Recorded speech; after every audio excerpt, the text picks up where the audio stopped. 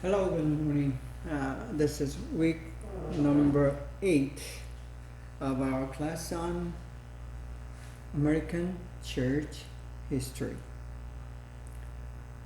And we have discussed last week about the colonial period. But before we go into the actual colonial period in America itself, we need to go back little bit to 16th century to see how about 100 years of brewing of this movement has affected the development of Puritans eventually to make that decision to come to United States, the land of America at the time. So there were, after Reformation, there's a movement called Enlightenment. So Reformation against the Catholic Church, having to begin to have the Protestant theology and the movement separating themselves, the Catholic, on the that's a religious front, meaning the Christian faith. But in the secular area, in the time of Europe at the time of the Reformation, so-called secular is very minimal force. But with the Renaissance and these things, there is that kind of different, who has a different idea about the religion, about Christianity. And there's a movement called Enlightenment. But Enlightenment, as I told you, it was not limited to only to the field of secular philosophers or secular culture, but it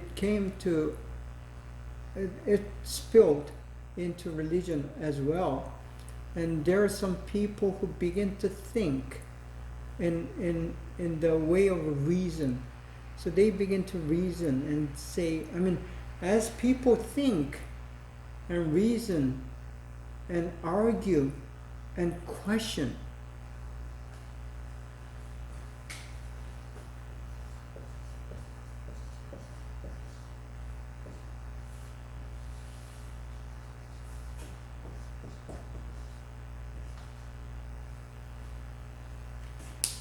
a person to be reasonable, he or she begin it by asking questions. So there are some people who are within the Christian circles, within Catholic, and especially within the Reformation circles, and within the Anglican Church, Lutheran Church, there were ones who begin to ask a question. Because the Enlightenment says we are human beings and we are valuable, we have right.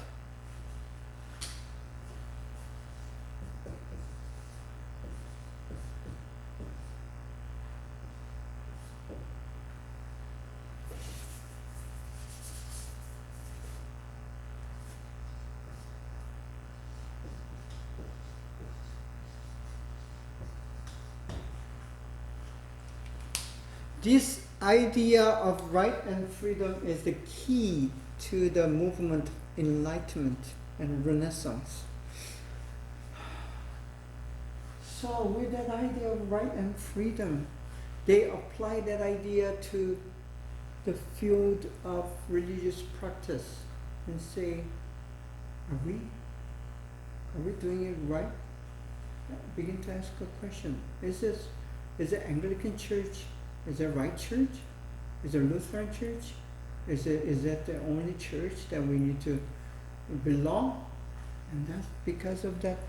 There are people who doubt, begin to question the authority and the way of worship and so on. And naturally, the authorities, whether it's a church leaders or political leaders, when they find those who are having different ideas and thoughts and ideologies and who are beginning to ask questions, they begin to suppress. I mean, that's the nature of the power. When, especially when they are just minorities, they ignore, not only ignore, I mean, they try to pressure them so they can go away, disappear. So that same thing happened in European church. But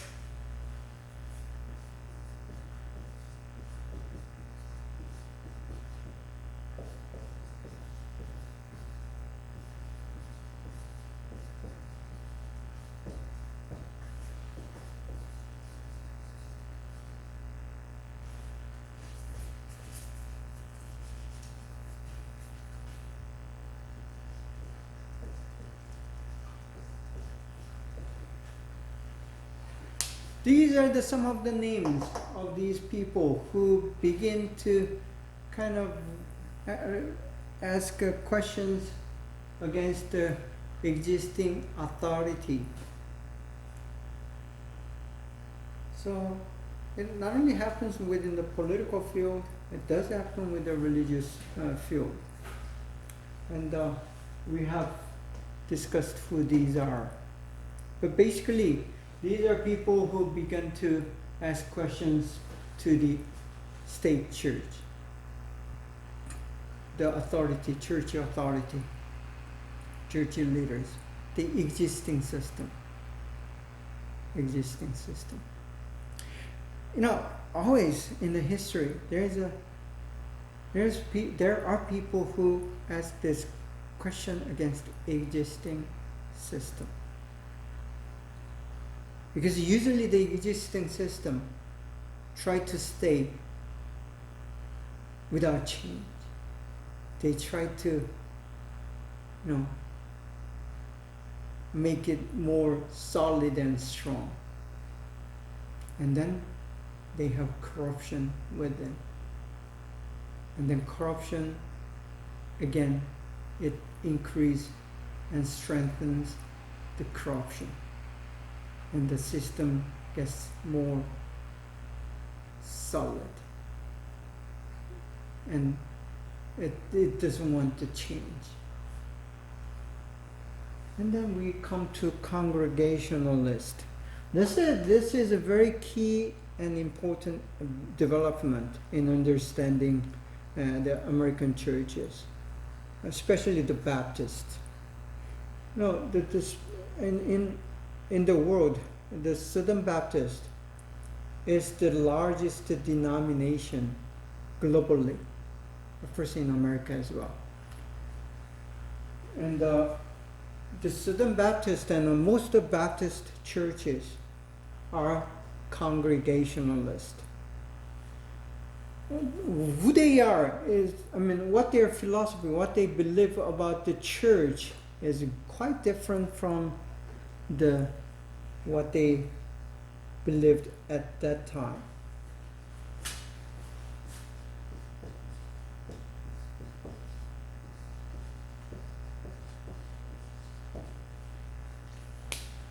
State church is only legal, valid church they acknowledge at the time, like the 16th century and 17th century. If in England, the Anglican Church was the church, and there's no other church allowed. And the Congregationalism says, it's a theological position or doctrinal position saying somewhere between it's Presbyterianism and radical Protestantism of the Baptists and Quakers. What it is, let's go. It emphasized the right and the responsibility of each properly organized congregation to determine its own affairs without having to submit these decisions to the judgment of any higher human authority, and as such it eliminates bishops and presbyteries. So the bishop and the presbyteries are the higher authority that rules over the church, even within the Protestant faith, Protestant church. So the Anglican church and Lutheran church, they had the bishops and the presbyteries who rule over each individual single local churches.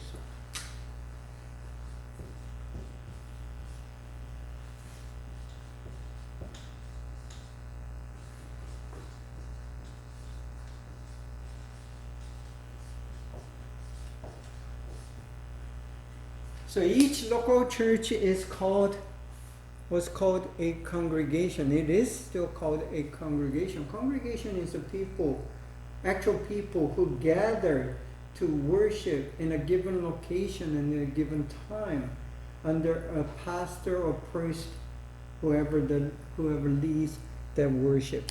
So that's the smallest unit of a church at the time. For today, there are small groups as well, though. At the time, the presbytery, and then there are local churches. Presbytery is the authority over these small churches. They kind of gather these churches and exercise certain authority and the direction over these local churches. But the Congregationalist says we are going to exercise our own right and freedom. Again,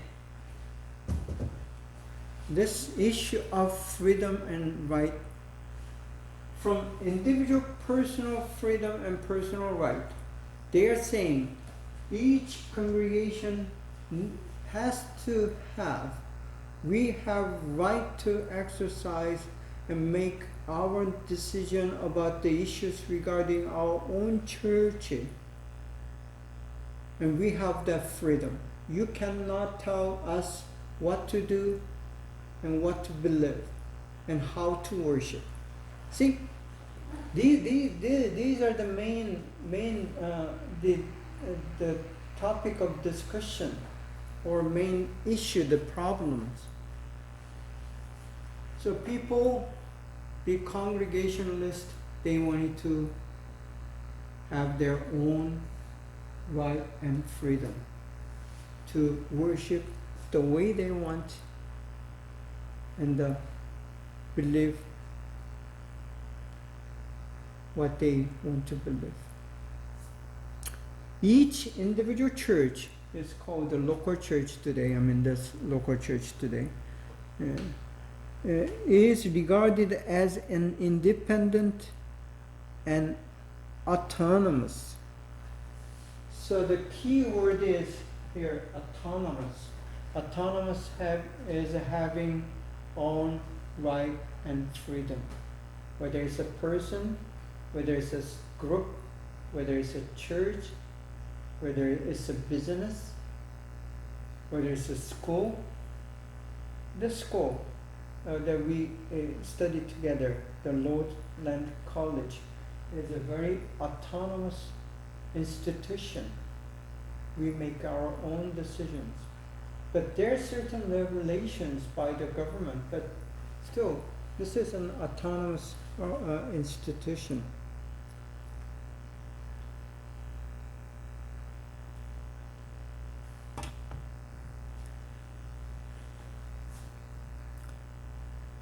So again, this adding to the list, pietists, these are the people who believed, had the issue with what to believe.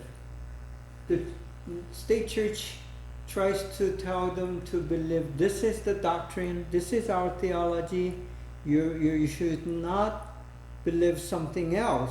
The pietist says, I don't want to, practice certain rituals, but we want to focus on the belief itself.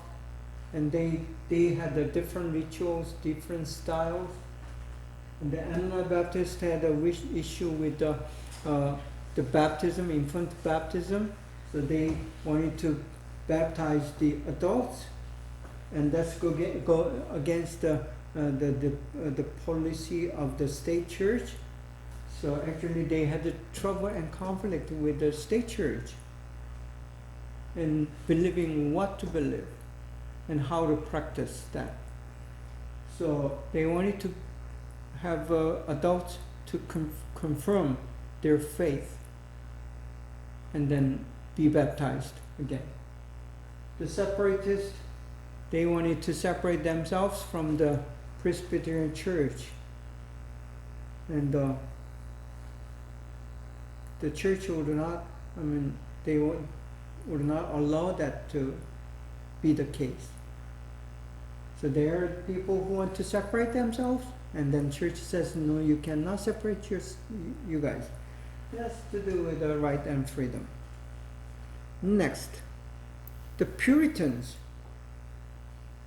Okay, these are the ones that we need to focus, because the Puritans are the first ever religious group, or the long time settlers, so-called settlers, who came to America to settle and to live forever in this land.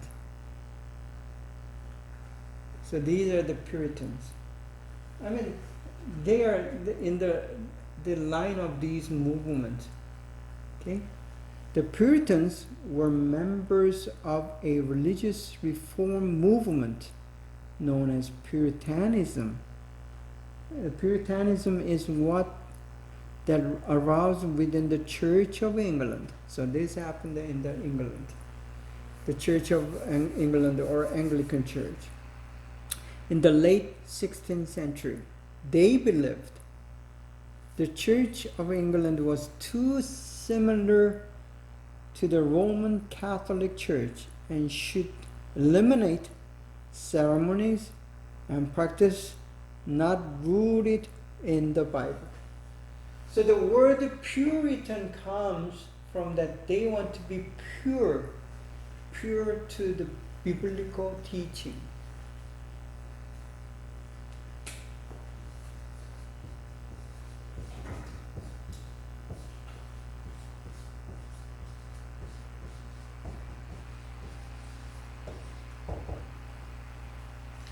So the key word here is biblical teachings. They didn't want to exercise something that is not in the Bible. So it's about the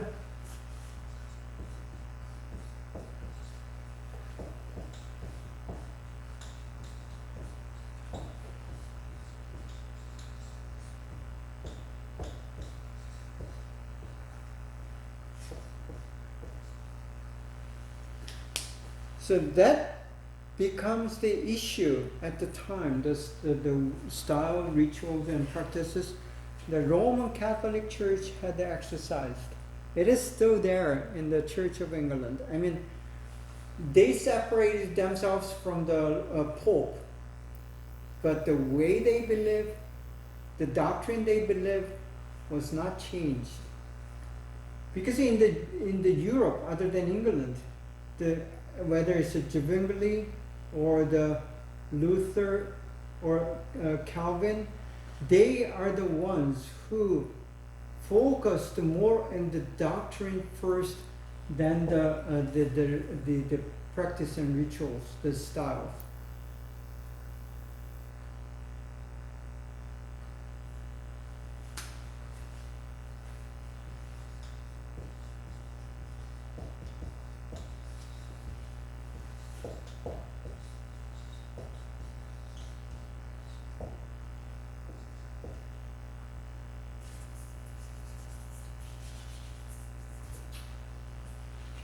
And when we study a culture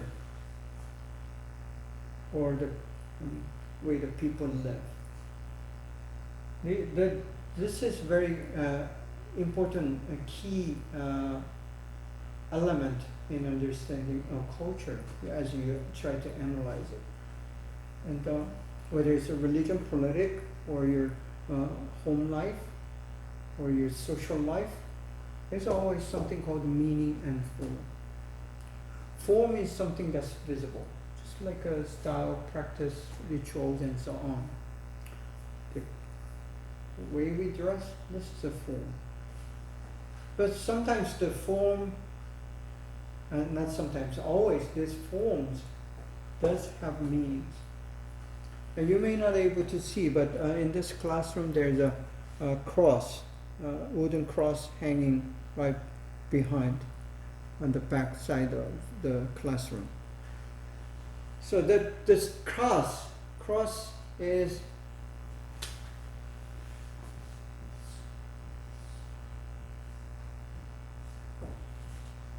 wooden cross is a symbol and is a form, but it means the Jesus, and it means the redemption, it means the death, and also it means the resurrection. The Protestant churches does not have Christ Jesus on the cross because we believe more on the resurrection side. But the Catholic churches, they put Jesus on that cross, hanging, which more emphasize on the suffering of Jesus. So that's kind of a symbol, it's a meaning. And the form and meanings is two sides of a culture. The reason that I'm telling you this is Puritans, they look at this form. But the thing is, what troubled them is the teachings, the doctrines, the theology of Church of England or Anglican Church is pretty much the same as the Catholic Church. There's nothing has changed actually, except they are politically separate from the Pope. Now instead of Pope, the Queen or King of England is on the top of this Anglican Church, or the bishop of the Church of England is on the top of it instead of Pope. So it's actually the same, they thought. And the thing is, the meaning part, they are far away from the biblical teachings they know. As they read and study the Bible, they find out what they have been taught is not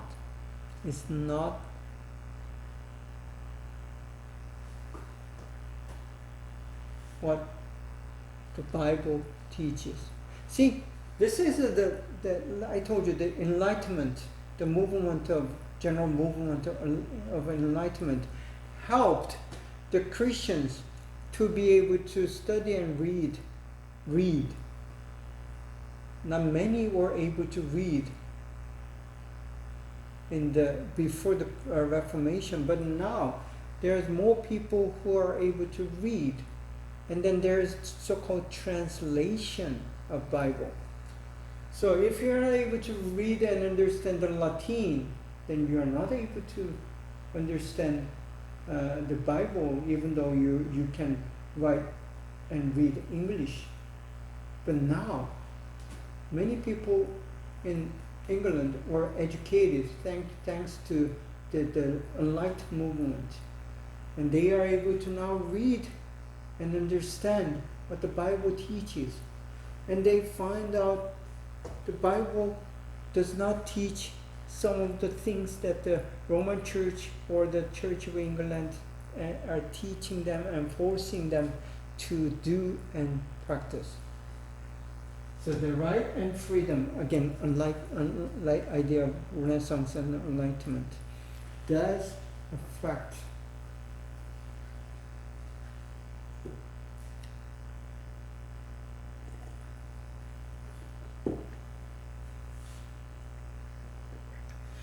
So Puritans say, we want to believe and we want to practice as we find that in the Bible. And the Church of England says, no, you cannot. You cannot. That's against the church, the state church. Puritans felt that they had a direct covenant with God to enact these reforms. Under siege from church and crown meaning the queen or king, the authority, certain groups of Puritans migrate to northern English colonies in the New World in 1620s and 1630s, laying the foundation for the religious, intellectual, and social order of New England. Aspect of Puritanism have reverberated throughout American life ever since. So the historical, comment says, so Puritans decide to migrate, move to, or become refugee actually. They become refugee to America. Who wants to leave the country and the culture they are so familiar with and lived so long, and all the friends and families?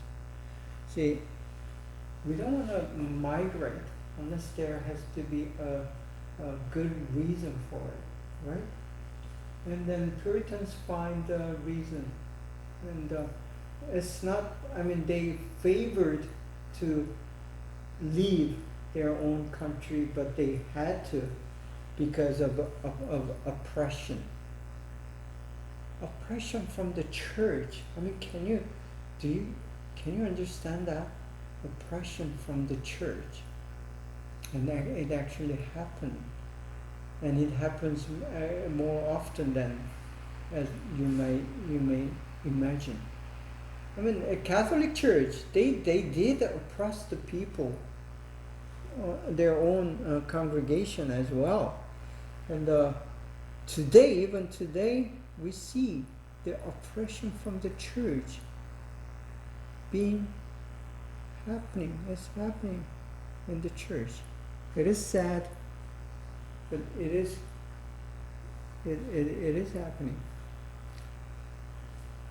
So that's the Puritans.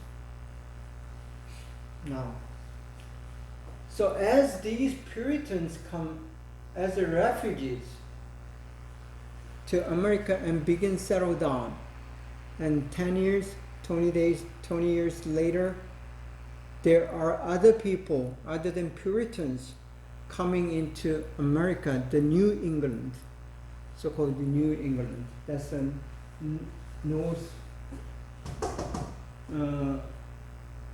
northeastern part of the United States of America. As you see the map, there's the New England. So Maryland, Massachusetts, Pennsylvania, and so on. Those are the so-called New England. First 13 states. See, they become so-called British America. Becomes actually the colony of Britain or the England. See, this is an irony. The first people in America come as a refugee to avoid the persecution and oppression from the Church of England, and they came to exercise their right and freedom. So they move away and they think they'll be, free from their mother country. Now, after just a few years, the land becomes a colony.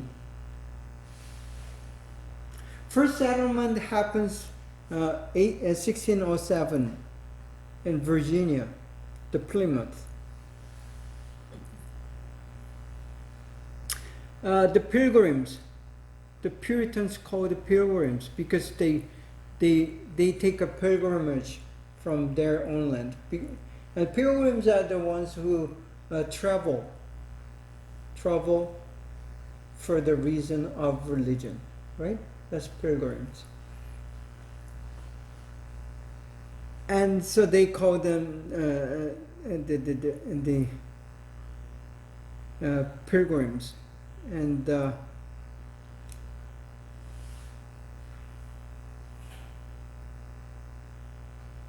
but by 1760, there are 2 million settlers in the New England.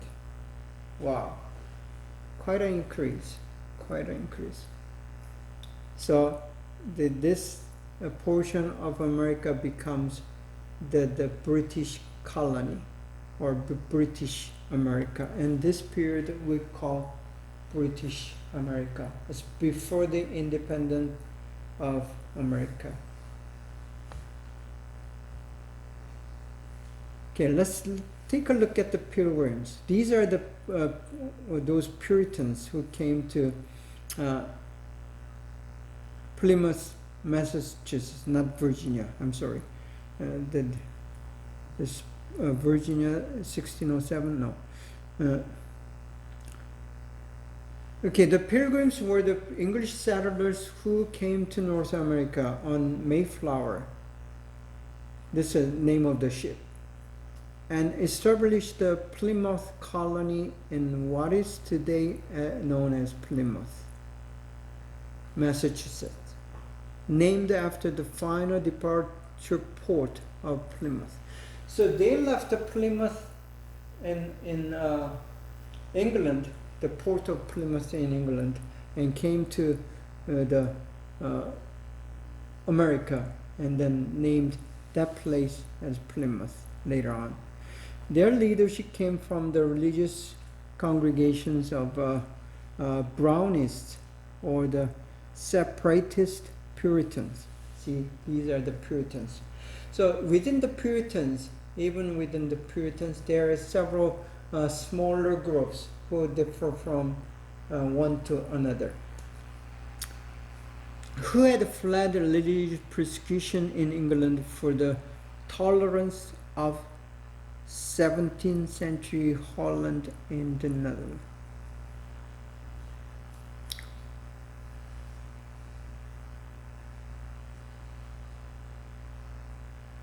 So, see, they find some other European countries exercising or giving the right and freedom to worship. And then in the England, they didn't see that. And instead of going to Netherlands, some of them did move to Netherlands for the freedom of worship. And some of them are called Anabaptist in Netherlands as well. But see, they decide to come to new world, less civilized, and they have to start everything new. But they took that risk. So this is what pilgrims might look like. I mean, they didn't have the picture, a photograph at the time. So this is a kind of imagination of artist, but it's very historically correct. So that's how they looked like at the time of arrival. Then Puritans again. They held many of the same Puritan Calvinist religious beliefs, but unlike most other Puritans, these Puritans, they maintained that their congregation should separate from the English state church, which led to them being labeled separatists. So the Puritans are the kind of, or one of separatists.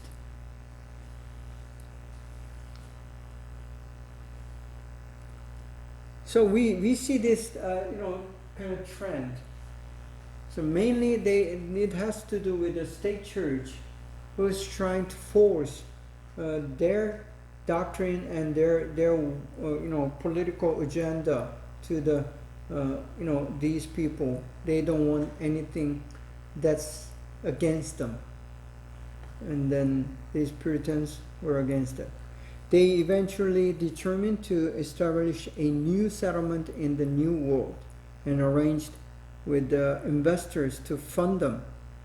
They established Plymouth Colony in 1620, where they erected Congregationalist churches.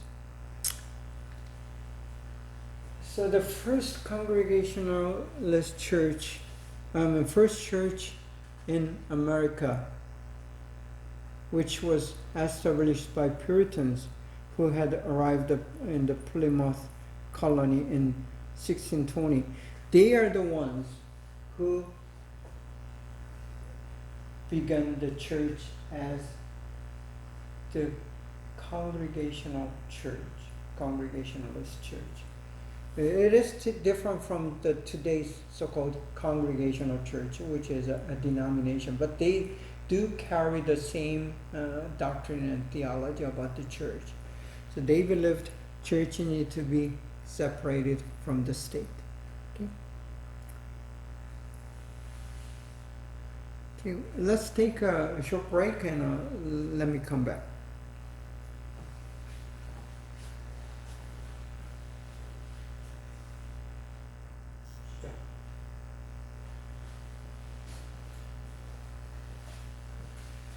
Okay, we are back, and so again,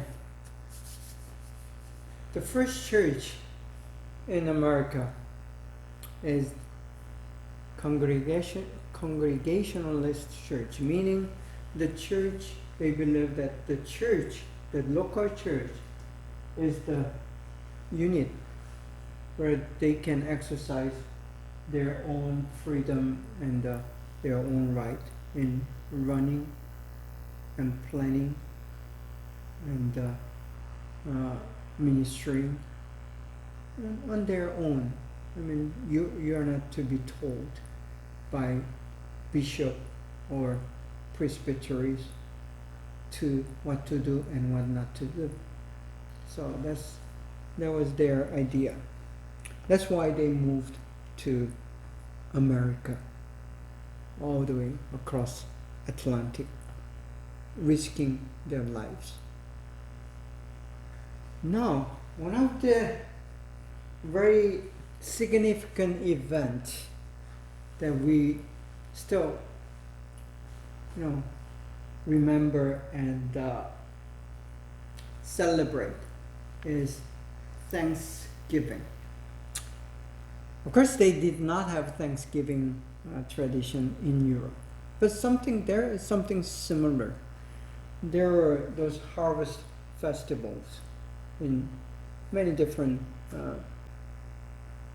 countries in Europe, and within, their own culture. They had a culture of celebrating the fall harvest. Now, it is a little different in the New England, the first settlement in America. First settlement in America it was not like a secular population like we understand today. They are just religious group. They're totally purely religious group. The Puritan, the separatist, and the Congregationalist.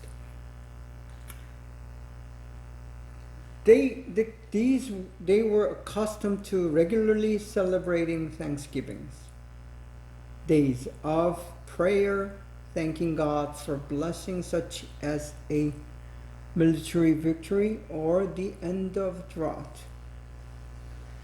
So,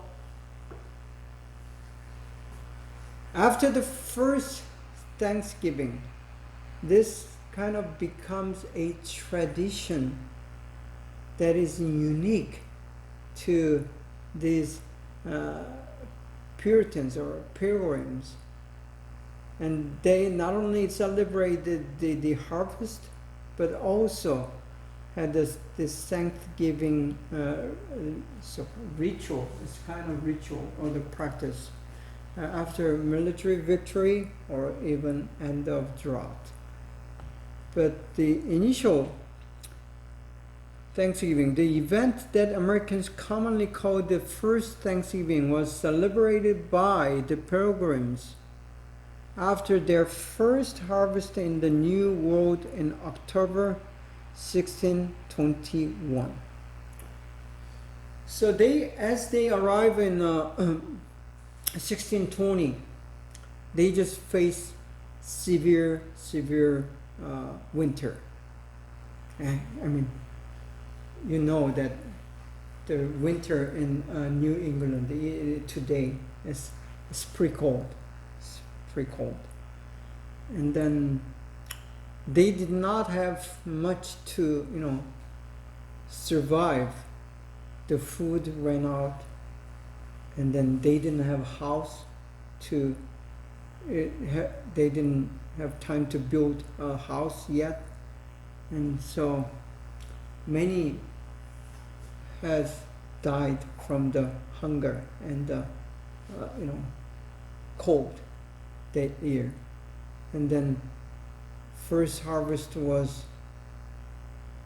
actually seen in 1621, the next year. This feast lasted 3 days, and as recounted by attendee Edward Winslow, was attended by about 90 Wampanoag and 53 pilgrims. These are the local Native Americans. So 90 local Native Americans plus 53 pilgrims who had survived the severe winter to the next fall, October. Yeah, this is a kind of picture of first Thanksgiving. I say imaginary. They didn't paint at the site. It's kind of later imagination of artist. But that's what it might look like at the time, the first Thanksgiving ever. Because they were godly people, devoted, and then came to state as a refugee, religious refugee, and there's more reason for them to, come to God, to thank, and to celebrate in the name of faith, the belief. And that's how America began. We need to remember, because the history of church, history of America, basically in the beginning, it's a history of church, a history of believers. And now look at America, it's much different. So, that's how the history is. But that's how the human beings are.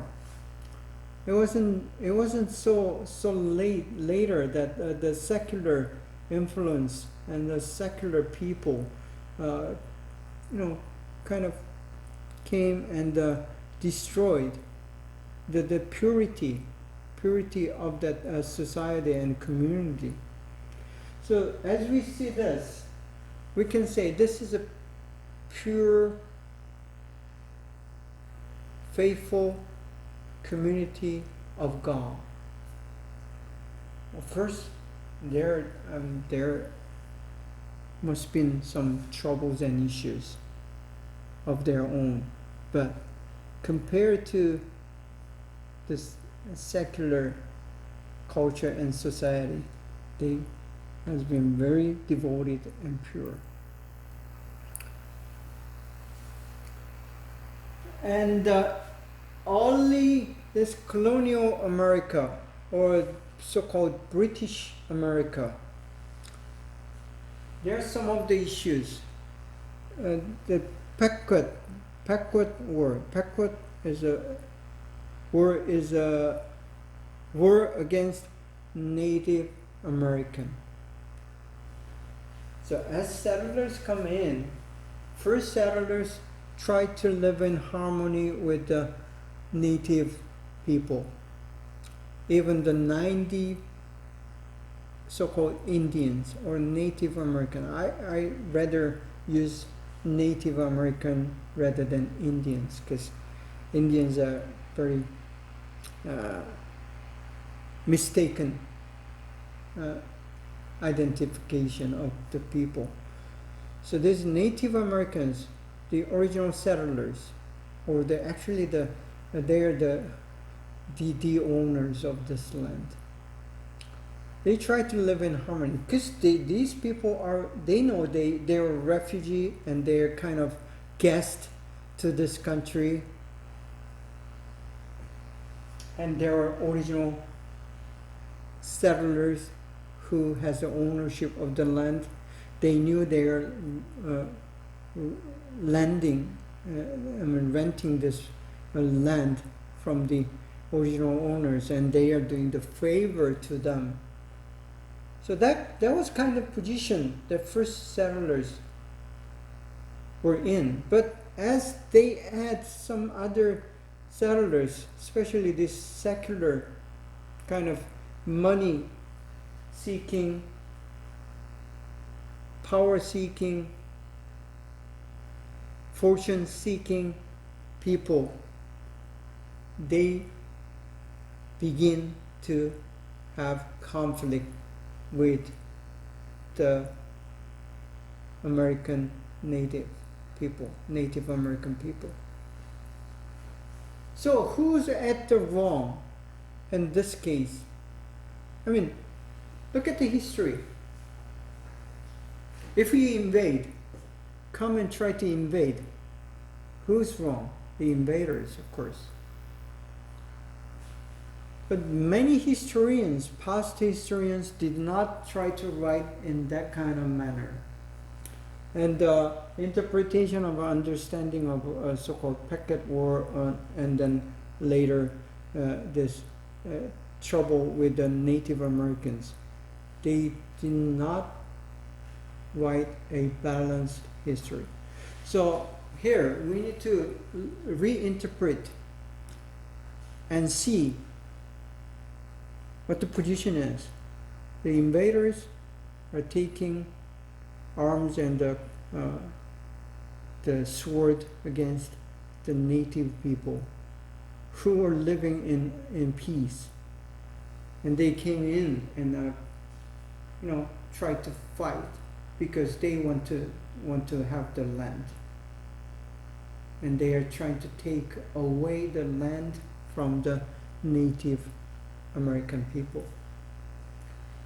So this is a very significant event about this controversy, or actually the word controversy is not the correct word in this case.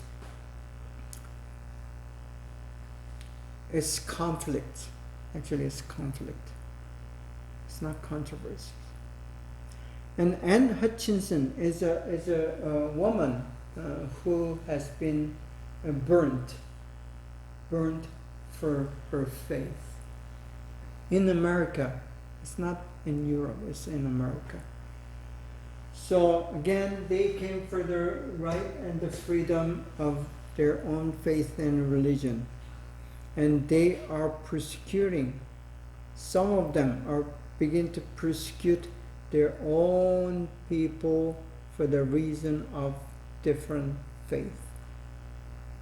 This is a famous so-called witch trial. Witch is the Satan, evil inspired woman is called witch. So when they say witch, it's actually a religious term. And it's not only not Christian, they say this woman is possessed by the evil spirit. That's why they judge and then kill.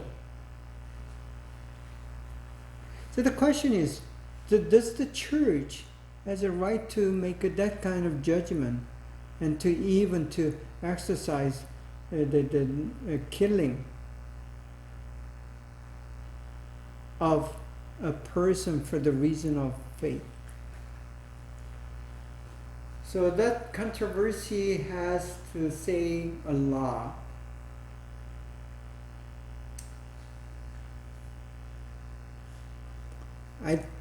The many of those who participated in the war against the Native American later on, and it's not at the initial, it's not the initial pilgrims who did that, but later on the settlers, migrants who came in from the Europe, they are the ones who begin to kill and massacre these Native Americans.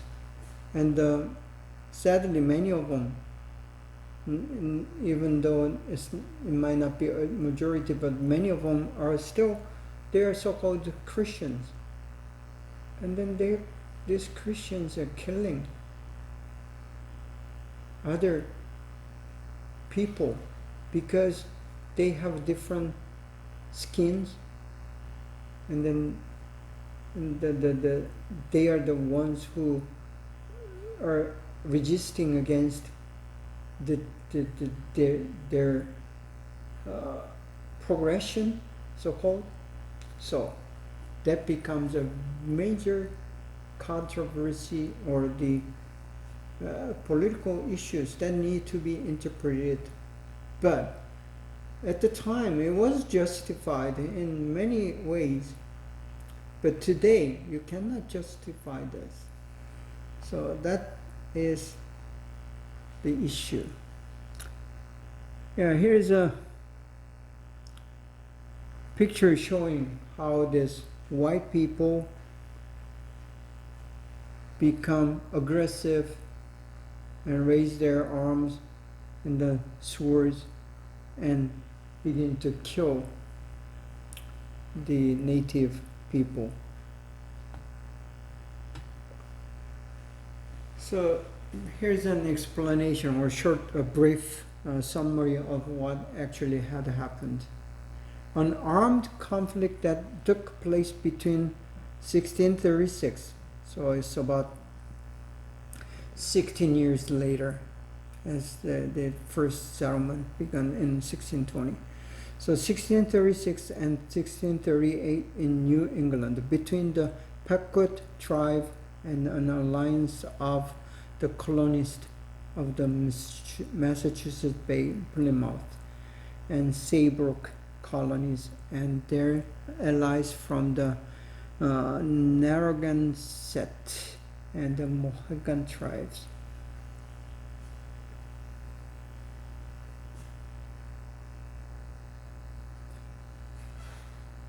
So not only they go against one of the tribal people, the Native Americans, but they kind of joined with other American Native people, the tribes, to kill one of their own. Even though they are different tribes, still they are American Native people. So sadly, because of these white people coming from the Europe, they put tribe against tribe. See, that's what happens when people become greedy and people become egoistic, whether they are Christian or not. So can we say that they are true Christians? Okay, so that's the question we struggle with. how can they justify this kind of behaviors and mischiefs, and then killings, murder?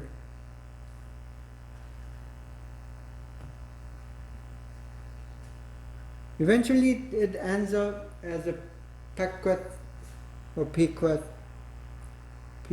tree.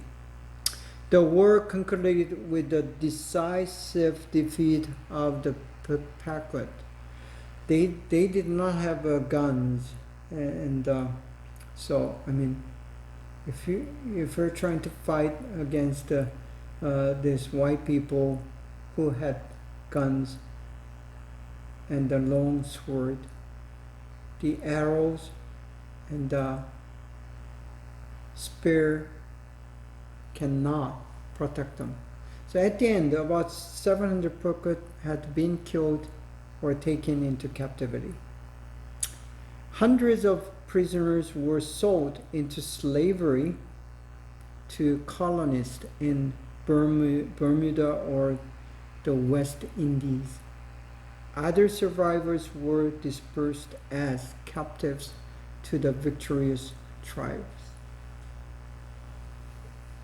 So this is very far from what we call paradise or peaceful community or society. So this white settlers from Europe is making an enemy against the people who already lived here in peace. Not only that, they are trying to make this tribe against other tribe. Of course, there has been some, enmity going on against these tribes, but they use that conflict to gain their own benefit. See, that is evil. That is wrong. And some of them are Christians. So the church, now the American church is not,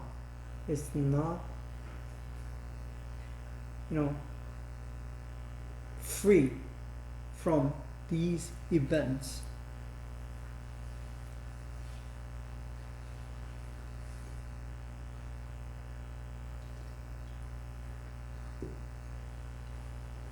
And many years, 100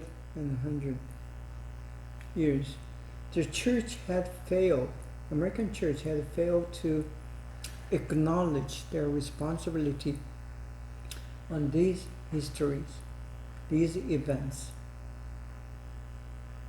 And see, that is sad.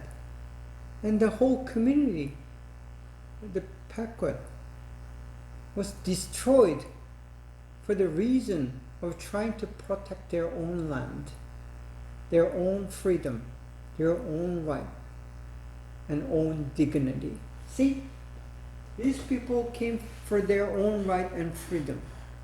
And some of them, not all of them, but some of them who came later,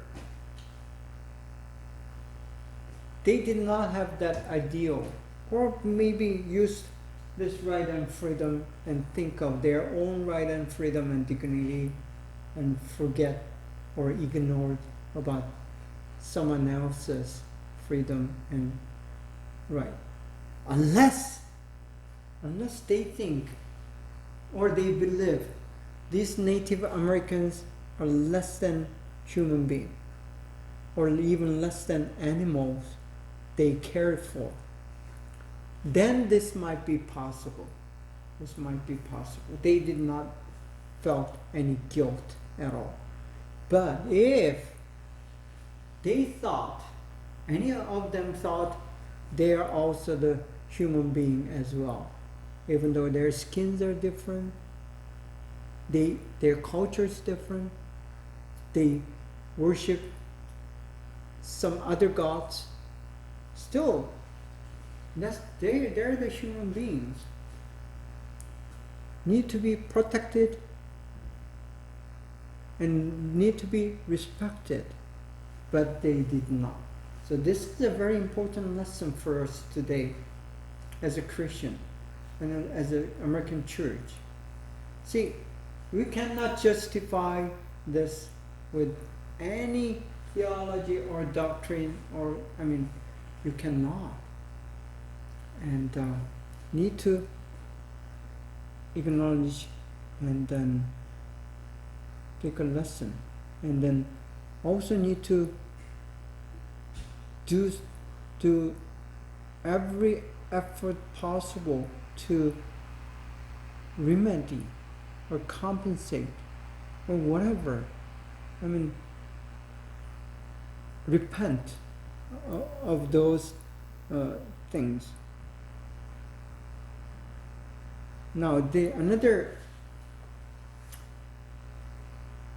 very, I would say, ironic event in early American church history under British, America is Anne Hutchinson trial, and this is also the picture of what might look like, and that the lady there in the center, she is Anne Hutchinson. We don't know exactly how she looked like, but it happened in July.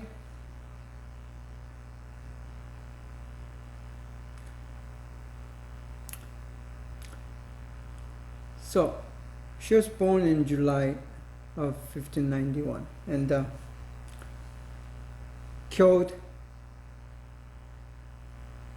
in 1643 in American soil.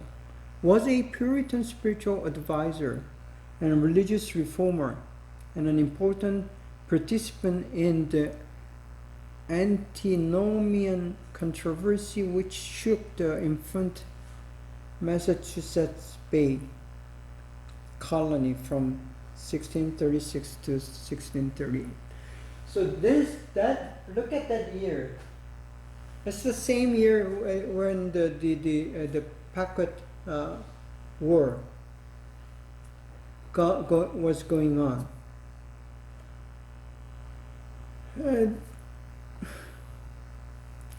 Her strong religious convictions were at odds with the established Puritan clergy in the Boston area, and her popularity and charisma helped create a theological schism, the separation, that threatened to destroy the Puritan religious community in New England.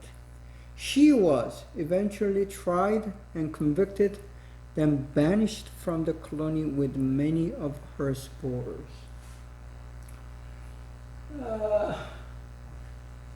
Banished, no longer exist.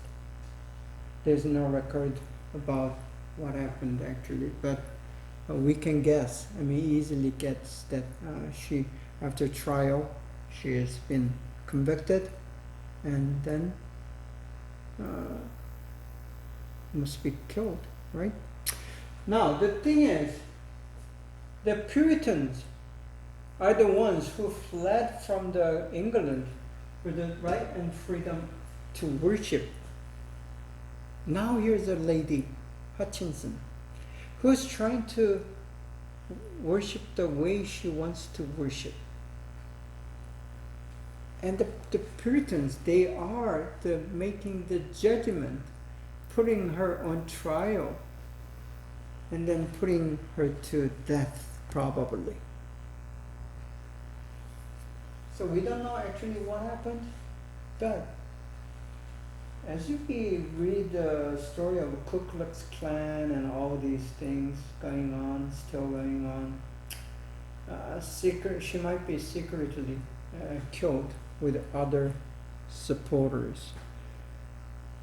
So, as the human nature, the evil in us, even with the Christian community, this had happened, It is still happening, and it will be happening in the future. So the lesson from these two controversies or events, very, very odd and unlikely event that happened to the Puritan community in Massachusetts, we know the church does fail sometimes, and actually many times, because the church is not perfect. Church is not perfect. It will never be perfect until Jesus comes back and establish his perfect church on earth with a new earth and new heaven. But until then, we struggle. We keep trying, knowing that we may fail just like that. Lessons in history. So, there are some people who say, why try? I mean, and it's all lies and hypocrites and so on, making judgment and fingering the Christians.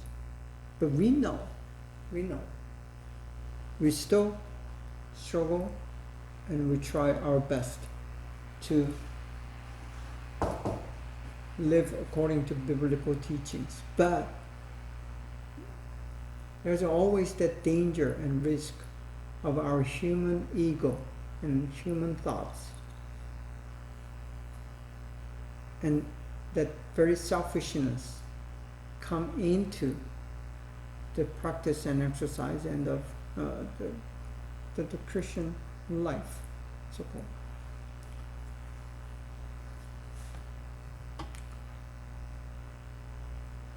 Now, another development that happened within the British America in the early development of America within first 30, 40 years or so is the denominations.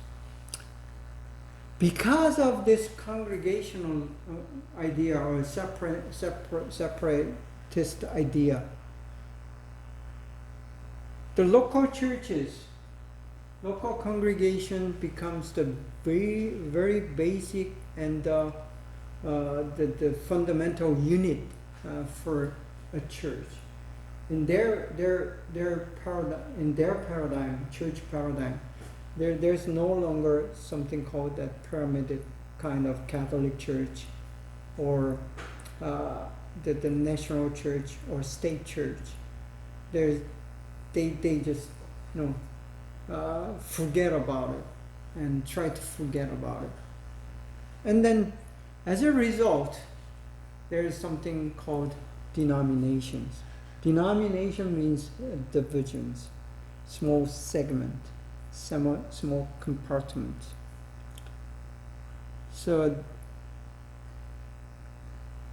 already there are some denominationism, or the movement of multiple denomination that are happening from Europe. But actually this Lutheran and Anglicans, you may consider that as a denomination, but still, in the true meaning of denomination cannot be applied to this Presbyterianism, Lutheranism, Anglicanism, and so on, against the Catholicism. So there, Catholics called these new Protestant as a denomination. So the name is used for them, but true denomination is within it's not. My question is, can we say that a state church as a denomination? Think about it. Okay. Then if yes, then that's a denomination.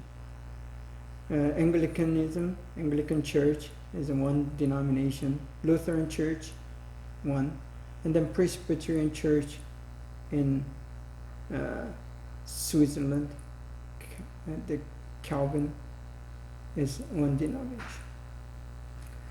So the denomination becomes a trend, and in America there is so-called indigenous denomination that arises as a result of all this trend that is going on.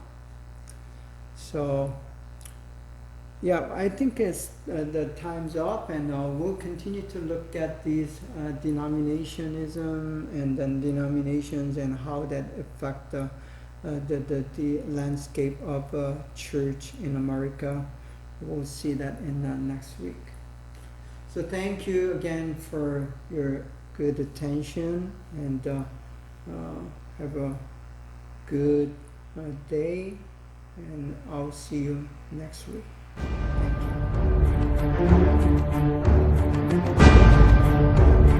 you.